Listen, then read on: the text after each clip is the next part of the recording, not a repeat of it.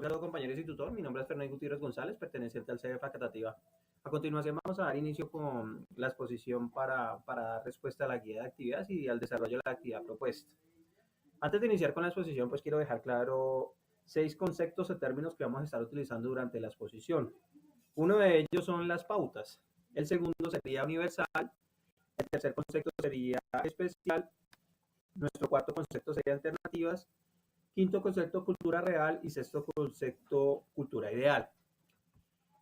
Antes de empezar a hablar pues, de nuestro tema de cultura que tenemos aquí, quiero dar pues, un pequeño concepto que tenían los diferentes investigadores, teólogos que investigaron acerca de la cultura. Aquí tengo un concepto básico de qué es la cultura, cómo identifican la cultura los diferentes teólogos, pero partiendo de este punto de vista, yo creo que la palabra clave para identificar qué es cultura es el aprendizaje. Basado en las lecturas que se realizaron, el aprendizaje inicia desde niño, se aprende desde joven y termina de adulto. Termina de adulto porque ¿qué? Porque en adulto ya se termina todo lo que fue cultura. Pero quedan enseñanzas, quedan recuerdos. Y todo esto abarca en un concepto que es la sociedad, donde la sociedad es un agregado de individuos, un conjunto de personas, un conjunto en el cual los individuos cooperan entre sí y tienen ciertos aspectos en los cuales compartir diferentes ideologías, diferentes lenguajes, diferentes temas, pero nunca se pierde la cultura como así. Pues ese es el enfoque en sí de la cultura, de lo que verídicamente es la cultura. Para los teólogos, los diferentes investigadores, y pues el concepto claro de que es cultura para mí, que es el aprendizaje. Aquí tenemos a grandes rasgos pues los materialistas y los idealistas. Primero tenemos el concepto de los materialistas, que nos dan un concepto básico de qué es cultura. Entonces, nosotros para los materialistas consideran que la cultura es un comportamiento observado. De ahí tenemos 3 personas que identificamos, Edward Taylor, Joel y Malowski. Pues cada uno tenía un criterio distinto de la creación de cultura y cómo se desarrollaba la cultura en diferentes conceptos.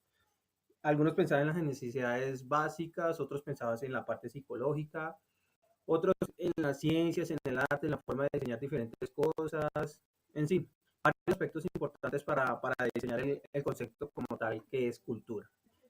En otra parte tenemos la parte de los materialistas, mentalistas, perdón. Y pues los mentalistas tenían otra idea distinta, que consideran la cultura como una abstracción, es decir, reglas, normas dadas por el comportamiento del ser humano. Ellos pensaban de otra manera distinta de que era verídicamente la cultura.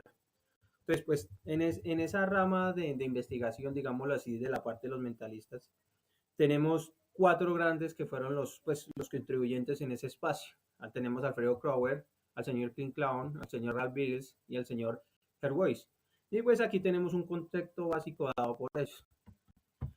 Partiendo desde ese punto de vista, pues tenemos unos sujetos dados y unos problemas ya pues dados con el respecto. Pero yéndonos a un concepto más teórico y más dado, entonces ya podemos empezar a definir ejemplo que es enculturación. Entonces enculturación nos da por lo aprendido.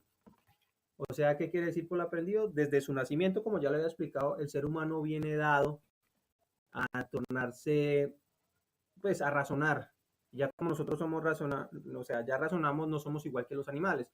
Tenemos ciertas costumbres que nos asemejan a los animales, pero los animales nunca van a generar la cultura que tiene el ser humano, que el ser humano tiene ya por naturaleza o que ha creado. Entonces, partiendo desde este punto de vista, la parte de enculturación podemos dejarlo simplemente con un término que es aprendizaje desde su nacimiento. En eso podemos envolver la enculturación. En el relativismo cultural, de ahí dependen valores y define rasgo común con las demás culturas. Es decir, un rasgo que se aprende desde que iniciamos nuestra vida y hasta que llega a la muerte, es donde va a ser perder el tema de cultura, pero no solo solo para él, no para la sociedad como tal, porque el rasgo va a seguir siendo y el tema de cultura va a seguir abarcando diferentes temas y diferentes áreas que lo competen en diferentes sociedades. Otro tema que es importante es el etnocentrismo. Es algo que se aprende propio, es una forma de valorar la cultura. En esta parte tenemos un ejemplo muy grato, y creo que fue un ejemplo bien dado por los teólogos, por los investigadores, en los cuales uno de ellos ingresaba 3 muñecos de barro al horno. Este señor, cuando ingresó los 3 muñecos al horno, uno de ellos salió blanco y entonces daba ciertas características, ciertas diferencias de la persona, que el del muñeco que salió blanco. Otro salió mestizo y él dijo, no, este ya es indígena. Y otro lo dejó mucho tiempo en el horno y este ya no era ni blanco ni mestizo, sino era negro.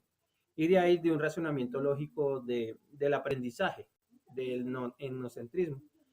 Entonces, ya partiendo desde este punto de vista, podemos decir que la cultura es el aprendizaje propio de cada individuo, pero siempre partiendo desde el rasgo físico como tal, que cultura es independiente a sociedad, porque sociedad es un concepto distinto a cultura y nunca van a abarcar el mismo concepto, la misma situación que abarca cada proceso, cada requerimiento dado. Bueno, muchísimas gracias por la atención prestada. Hasta una próxima oportunidad. Muchísimas gracias.